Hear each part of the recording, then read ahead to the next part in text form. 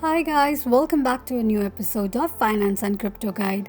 Today in this video, I'm going to show you how you can log into your Minnesota sales tax account.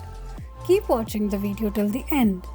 To log into your Minnesota sales tax account, firstly go ahead and launch open your Google search.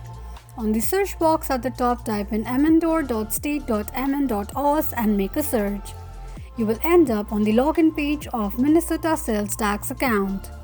Enter your email address and password associated with your Minnesota sales tax account and tap on login.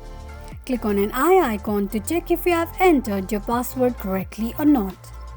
In case if you don't remember your username or password, click on the link that says forgot username or password. This is how you can log into your Minnesota sales tax account quickly and easily, just in few steps. If you have any thoughts or queries, let us know in the comments section. Don't forget to subscribe to our channel. Also press the notification bell icon so that YouTube will notify you whenever we post a new video. I hope this video was helpful to you. Thank you so much for watching.